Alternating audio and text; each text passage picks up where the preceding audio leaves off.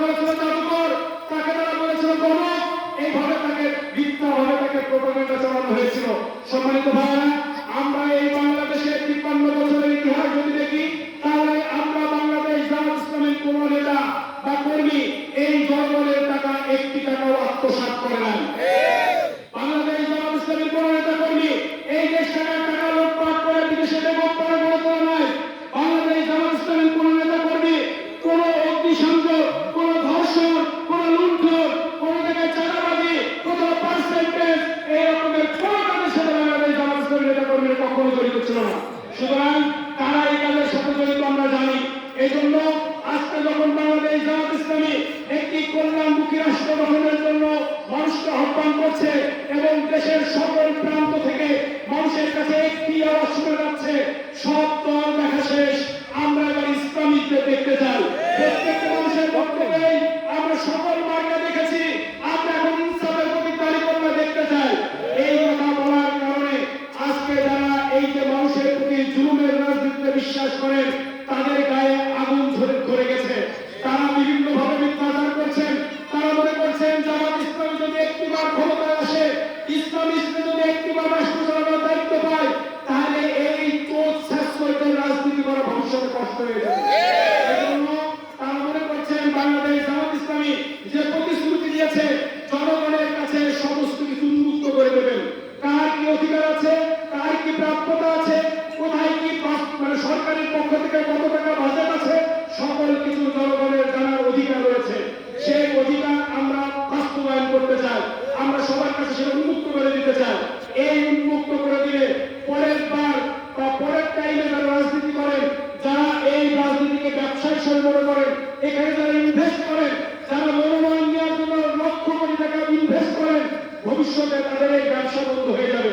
এই কারণেই তারা আজকে ইসলামের বিপক্ষে, জামাত ইসলামের বিপক্ষে, ইসলামী আন্দোলনের বিপক্ষে বিভিন্ন রকমের মিথ্যাচারের প্রোপাগান্ডা চালাচ্ছেন।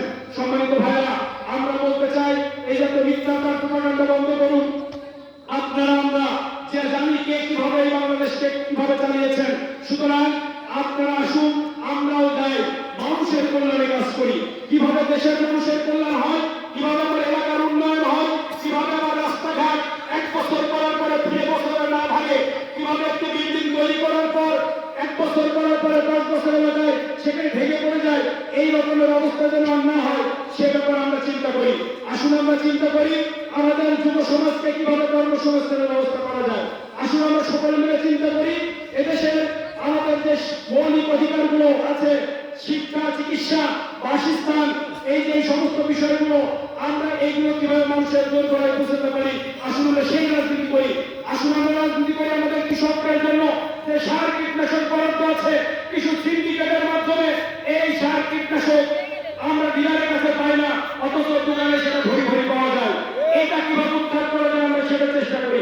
আসুন আমরা চেষ্টা করি আমাদের চিকিৎসা ব্যবস্থায় একটি সদর হাসপাতালে গিয়েও যেখানে মানুষ চিকিৎসা পায় না, এই চিকিৎসা ব্যবস্থার এই ভঙ্গুরতা থেকে উত্তরণ করে কিভাবে মানুষের চিকিৎসা মানুষের জোর গলায় পৌঁছে দিয়ে যায়। আসুন আমরা সেই রাজনীতি করি। আমরা আসুন এই পথ থেকে বিরত থাকি। মানুষের উপরে জুলুম, পার্সেন্টেজ নেওয়া, এই জাতীয় রাজনীতি আমরা সকলে বয়কট করি। এই জন্য সম্মানিত বন্ধুগণ, আমরা মানুষকে কল্যাণের দিকে নিয়ে যেতে চাই। আমরা একটি পজিটিভ রাজনীতি চালু করতে চাই। আমাদের কন্যা সন্তান, আমাদের মা বোনেরা সকলে যেন নিরাপত্তার সাথে তার কর্মক্ষেত্রে যেতে পারে, লেখাপড়া করতে পারে, কেউ যেন তার প্রতি চোখ তুলে তাকাতে না পারে। আমরা সেই রাজনীতি করি। এই জন্য সম্মানিত বন্ধুগণ, আমি আপনাদেরকে বলতে চাই, আমরা বলতে চাই যে আমরা একটি টেকসই উন্নয়ন চাই। আমরা একটি জবাবদিহিতামূলক রাষ্ট্র চাই, যেখানে সরকারি যারা কর্মকর্তা আছেন তারা যেন দুর্নীতি করে টাকার পাহাড় গড়ে তুলতে না পারেন। সরকারি যারা কর্মকর্তা আছেন তারা যেন তাদের যে সেবা সেটা যেন মানুষের কাছে তার দোর গড়ে পৌঁছে দিতে পারেন। এই রকমের একটি জবাবদিহিতামূলক রাষ্ট্র আমরা প্রতিষ্ঠা করতে চাই। যদি এই দেশটা এরকম জবাবদিহিতামূলক হয়ে যায়, তাহলে আপনি এবং আমি সকল মানুষ দলমত নির্বিশেষে সকলে সেই সুবিধা পাবো। আর যদি আমরা এই দেশকে এভাবে চালাতে থাকি, তাহলে এক দল ক্ষমতায় আসবে, তারা এখানে লুটপাটের রাজত্ব করবে, আর বিপরীত দলের উপরে জুলুম নির্যাতনের স্কিমগুলো চালাবে। এই রাজনীতি আর বাংলাদেশে আমরা দেখতে চাই না। এই জন্য সম্মানিত ভাইরা, আমরা সবাইকে নিয়ে, সকল মানুষকে নিয়ে, দল মতের ঊর্ধ্বে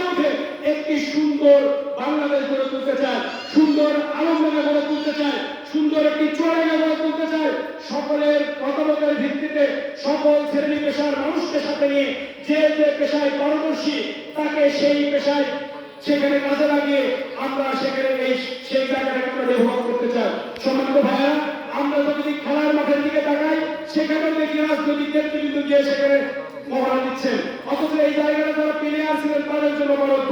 শিক্ষা খাতের দিকে দেখলে বোঝা যায় অনেক প্রতিষ্ঠানে যারা কখনো দেখা যাচ্ছে যে ক্লাস 8 পাস করে নাই অথবা এসএসসি পাস করে নাই, তারা গিয়ে সেখানে সভাপতি হয়ে যারা এমএ পাস করে এসেছে তাদের উপর শরীর ঘোরাচ্ছেন। সেখানে কি সেই শিক্ষা ব্যবস্থা ভালো হবে? কোশ্চিন কেন হবে না?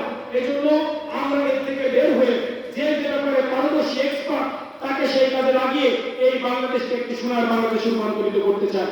এজন্য সম্মানিত ভাইরা, আমাদের ছাত্র যুবক জনতা জীবন দিয়েছে 24-এর গণ অভ্যুত্থানে। এই অভ্যুত্থানে জীবন দিয়েছে একটি বাংলাদেশকে একটি সংস্কার করার জন্য।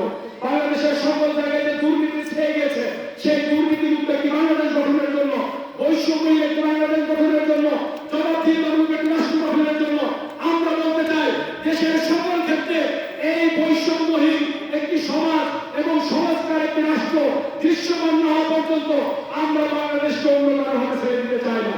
আমরা বাংলাদেশে নির্বাচন চাই, কিন্তু আমরা সাথে সাথে দেশের সকল জায়গাগুলোতে সংস্কারও চাই। আমরা বাংলাদেশে নির্বাচন চাই, কিন্তু যারা গণহত্যার সাথে জড়িত তাদের বিচার চাই।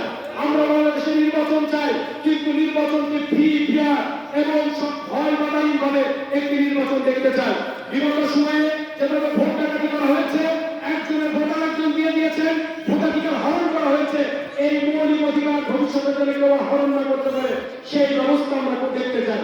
এই জন্য সম্মানিত ভাইয়েরা, পাশাপাশি এই বাংলাদেশে নতুন করে যেন আর কেউ ফ্যাসিস্ট এবং স্বৈরাচার না হয়ে উঠতে পারে সেজন্য বাংলাদেশ জামাত ইসলামী একটি দাবি করেছে এই বাংলাদেশে পিয়ার সিস্টেমে নির্বাচন হোক, যাতে কিনা কেউ একচ্ছত্র ক্ষমতার অধিকারী হয়ে এখানে কোনো ফ্যাসিজম চালনা করতে পারে।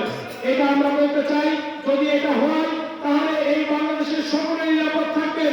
কেউ জুলুমতন্ত্র চালাতে পারবে না, কেউ লুটপাটের রাজত্ব করতে পারবেন না, কেউ দুর্নীতির আখ্যায় এই দেশকে পরিণত করতে পারবেন না।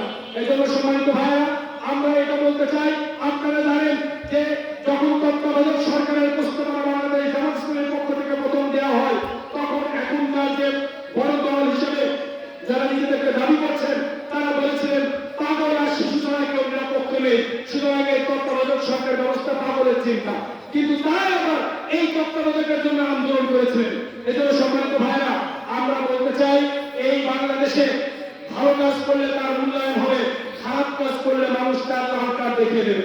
এই জন্য আপনারা ইতিমধ্যে দেখেছেন বাংলাদেশের না পৃথিবীর ইতিহাসে বিরল ঘটনা, এই বাংলাদেশে ক্ষমতায় যাওয়ার আগে এদেশের মানুষ চায় যে একটি দল যেন ক্ষমতায় না যেতে পারে, এটা চায় না। এই জন্য আমরা বলতে চাই, আসুন মানুষের কল্যাণে কাজ করুন, মানুষের এলাকার উন্নয়নে কাজ করুন, কি বলে দুর্নীতিমুক্তকে প্রশাসন করার জন্য সকলে কাজ করুন। তাহলে জনগণ যাকে পছন্দ হয় তাকে ভোট দিয়ে নির্বাচিত করে এই দেশের সেবায় তাকে দায়িত্ব দিবেন। এই জন্য সম্মানিত ভাই এবং বন্ধুগণ, সম্মানিত মা এবং বোনেরা, আসুন আমি আপনাদের এলাকার সন্তান হিসেবে আপনাদের কাছে দত্ত আহ্বান জানাই, আপনারা আমাদের জন্য দোয়া করবেন।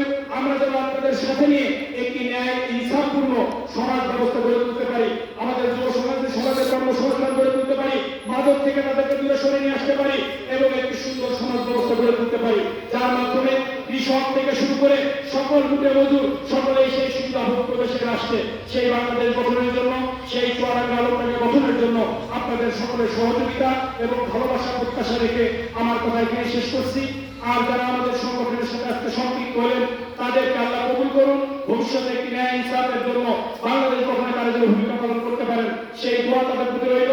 আমরা সকলে ভাই ভাই মিলে একে অপরের সাথে মিলে সব সমস্যাগুলো সমাধান করতে চাই। আল্লাহ আমাদের কবুল করুন, আমিন। আসসালামু আলাইকুম ওয়া রাহমাতুল্লাহি ওয়া বারাকাতুহু।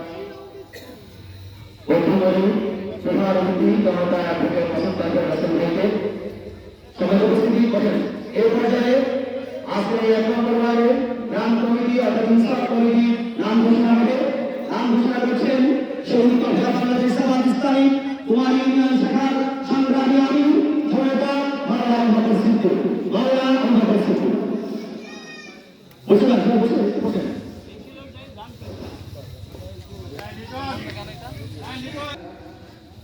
আমরা এতক্ষণ আমাদের কমিটির কাছ থেকে অত্যন্ত গুরুত্বপূর্ণ আলোচনা শুনলাম। আমরা এই আলোচনাটুকু এই ময়দানে আমরা বাস্তবায়ন করতে পারি, আল্লাহ যেন আমাদের এই তৌফিক দান করেন, আমিন। আমিন। সম্মানিত দিদি ভাইরা, আজকে যাদবপুর 1 নম্বর ওয়ার্ডের গ্রাম কমিটি যাদের নাম তালিকা এসছে, আমি তাদের নাম ঘোষণা করছি। যে সভাপতি হিসেবে আমি নাম ঘোষণা করছি আবুল ফজল মোহাম্মদ আবু সাহেব লিটন ভাই, সহসভাপতি হাজী মোহাম্মদ রবিউল হক, সহসভাপতি মোহাম্মদ আলামী, সহসভাপতি আরশেদ মোল্লা, সহসভাপতি হাজী মোহাম্মদ আব্দুল হালিম, সহসভাপতি মোহাম্মদ মাহবুল হক, সহসভাপতি মোহাম্মদ ইদ্রিস আলী, সহসভাপতি মোহাম্মদ রওশন আলী। আরো আছেন আকরাম হোসেন, রবিউল হক, আব্দুল হামিদ, আবু জাফর এবং সাধারণ সম্পাদক সেক্রেটারি হিসেবে যার নাম তালিকায় এসছে তিনি হচ্ছেন মোহাম্মদ শাহী উদ্দিন, সহসাধারণ সম্পাদক মনিরুজ্জামান, শামসুল হুদা, আব্দুল মজিদ বেল্টো, হেলাল উদ্দিন, আব্দুল আলিম বাচ্চ, রফিকুল ইসলাম, আতিয়া রহমান, মুরসালিম, আকরাম, নুরুল্লাহ, আব্দুর রহিম এবং কার্যনির্বাহী আবুল হোসেন।